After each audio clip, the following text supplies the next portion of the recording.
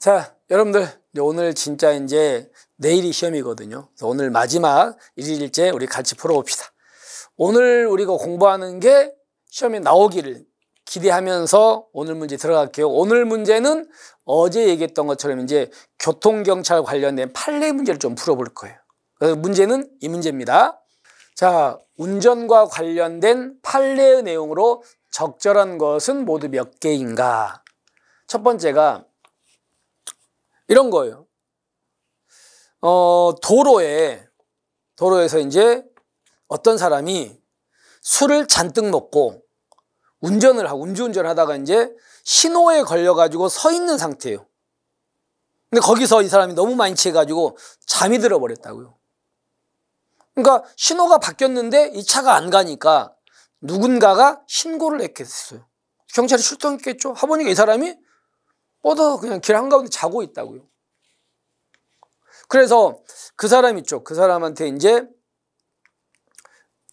두드려가지고 이렇게 해가지고 측정을 하겠죠. 그래서 측정 요구했습니다. 그럼 측정 요구하면 이제 그게 뭐냐면 일단 직무수행에 뭔가 착수한 거야. 음주 측정에. 근데 이 사람이 착수했는데 만약에 내리면서 도망가려고 합니다. 그러니까 경찰이 그거를 제지했습니다. 그렇죠? 그럼 당연히 직무 착수했으니까 그 직무의 일환이잖아요.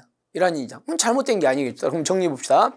음주 신고를 받고 출동한 경찰관이 만취한 상태로 시동이 걸린 차량 운전석에 앉아있는 피고인을 발견하고 측정을 위해서 하차를 요구한 것, 이거는 일단은 직무 착수했어 안 했어? 했다고요.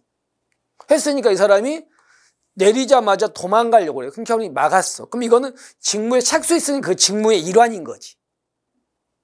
그 사람을 못 가게 막을 수 있는 게 무슨 영장 있어야 되고 그런 건 아니라는 거. 이미 직무에 들어갔으니까. 따라서 도교법 44조 2항이 정한 음주 측정하는 직무에 착수한 겁니다. 했다고 볼 수 없다가 아니라는 거 기억하시면 되겠습니다.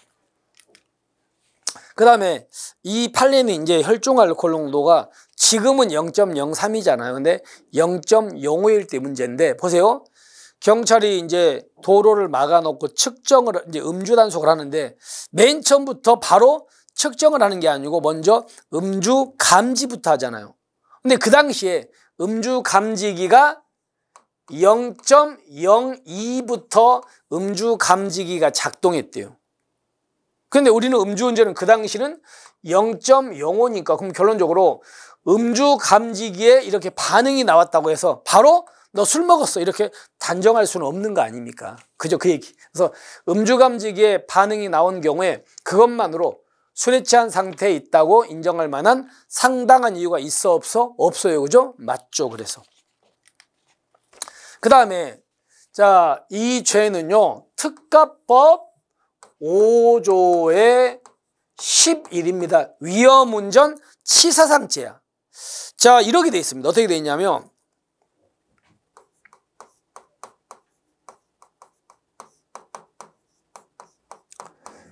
어떤 사람이 자동차라든가 원동기 장치 자전거를 술이나 약물 이걸 먹고 음주나 약물로 정상적인 운전이 뭐한 상태다? 곤란한 상태예요. 곤란한 상태에서 이 사람이 운전을 해버린 거예요. 그래서 사람을 치어서 피해자가 죽거나 다쳤다고요. 이럴 때 이 운전하는 사람이 바로 위험운전 치사상죄가 돼요. 그럼 여기서 보시면 술을 먹고 어때야 된다고요? 정상운전이 곤란한 상태가 돼야 돼요. 그럼 여러분들 정상운전이 곤란한 상태는 사람마다 여기 0.1로 똑같다. 사람마다 다르다? 달라요. 현재 음주운전 0.03이잖아. 그걸 넘었는가 안 따지고 이 사람이 뭐 한다고요? 이 상태가 됐는가가 중요한 거야. 따라서 어떤 사람은 술을 한 2병 먹었는데 이 상태가 안 될 수도 있고요. 또 어떤 사람은 소주를 한 3잔 먹었는데 이럴 수도 있잖아. 그건 사람마다 다른 겁니다. 그러니까 일률적이지 않다는 거 기억하시면 되겠죠. 따라서 혈중 알코올 농도 0.1을 초과하는 경우 일률적 적용돼 아니라고. 여러분들 도교법에 음주운전죄가 있죠. 음주운전죄는 사람마다 똑같잖아요. 0.2 넘으면 어떻게 처벌한다. 이거 다 똑같은데 이거는 사람마다 다르다. 그래서 일률적이지 않습니다. 잘못됐습니다. 그 다음에 미성년자가 이제 술 먹고 운전해버린 거야. 운전하다가 이제 사고를 냈어. 그래서 미성년자 의식이 없어요. 술 냄새가 확 나.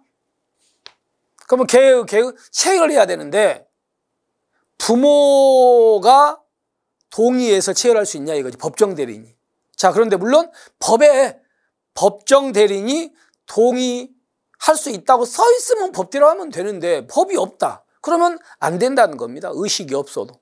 그래서 보시면 미성년자인 피의자의 혈액 채취가 필요한 경우에도 피의자에게 의사는 있으니까 본인만이 동의할 수 있는 거고 의사능력이 없어도 명문 규정이 없으면 법정 대리인이 대신 동의할 수 없다는 겁니다. 규정이 있어야 된다는 거지. 그래서 맞는 질문입니다. 그 다음에 특별한 이유 없이 호흡 측정, 우리가 도교법 44조 2항에 보면 호흡조사 할 수 있잖아. 그걸 거부하면 측정 거부거든요. 근데 이제 그때 호흡 측정을 거부해. 거부한 사람한테 경찰이 그 사람한테 너는 혈액 채취도 있어. 넌 2개 중에 선택해봐. 이렇게 그런 방법도 있다는 걸 알려줄 의무가 있어요? 없어요? 없어요. 그냥 호흡조사 거부하면 측정 거부로 처리하면 됩니다. 그렇기 때문에 맞는 질문이 되겠죠. 그 다음에 여러분들 화물차. 이 사건이 어떤 겁니까? 과일 가게 사건 아시죠? 과일 가게 앞에다가 트럭을 세워놓고 과일을 내리는 중인데 부주의로 과일 토마토 상자가 떨어져서 지나가던 사람이 골절 입었잖아요. 그게 교통사고냐? 교통사고면 교통사고 처리 특례법으로 가야 되는 거고 교통사고가 아니라면 형법으로 가야 할 사건이에요. 근데 우리 판례는 교통사고가 아니라고 봤죠. 왜 아니라고 했냐면 그 트럭은 시동이 꺼져 있었다. 그리고 꺼져 있는지 1시간도 지났다. 그리고 차 열쇠도 그 사람한테 없었다. 그러니까 여러 가지 봤을 때 이건 운행과 밀접한 연관이 있다고 보기 어렵다. 그래서 교통사고로 볼 수 없다. 맞습니다. 자, 그 다음에 여러분들 이거는요. 우리가 보행자 보호 의무 위반 이 사고로 처리를 하려면요. 여기가 이제 차도가 있고요. 이쪽에 횡단보도가 있죠. 횡단보도에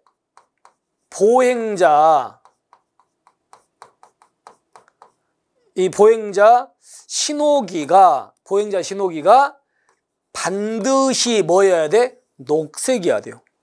녹색일 때 여기를 건너는 사람을 이 안에서 치었어야 이걸로 가요. 이걸로. 자, 근데 보세요. 여기가 보행자 신호기가 녹색인데 녹색이 깜빡깜빡입니다, 지금. 근데 이 앞에 이제 차량 신호는 빨간색이 있겠죠. 차량 신호는 보행자 신호는 녹색이고. 근데 녹색이 깜빡깜빡이 있는데 A가요. 이거를 무리하게 막 띄어요. 막 띄어가지고 딱 들어왔어요. 들어왔는데 녹색이 깜빡깜빡이다가 적색으로 바뀌었어요. 그러면 이 앞에 차량 신호는 적색에서 녹색으로 바뀌었겠죠? 이 상태에서 늦게 들어온 A를 이 운전자가 친 거지. 그럼 이거는요. 사고 난 시점은 보행자 신호기가 녹색일 때 사람을 친 거예요.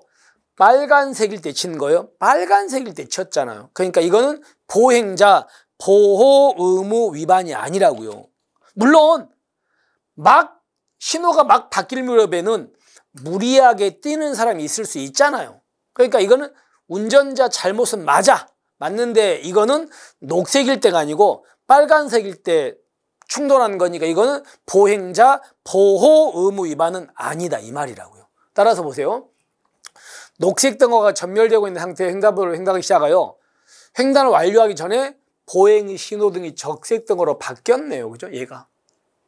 그리고 차량 신호등은 녹색으로 바뀌었잖아요. 그럼 이 상태에서 충격했으니까 사고 난 시점은 보행자 신호가 적색일 때 난 거니까 횡단보도 보행자 보호 의무 위반이다 아니다? 아닌 거지. 아시겠습니까? 여기까지. 그래서 잘못됐습니다. 그래서 직무에 착수했다. 됐죠? 자, 그리고 저기 보니까 디귿. 이거는 혈중 이온지상제는 술을 먹고서 정상적인 운전이 곤란한 상태에서 운전하면 이게 걸리는 거니까 정상적으로 운전을 못할 상태는 사람마다 다르다. 혈중 알코올은 다르다. 잘못됐다.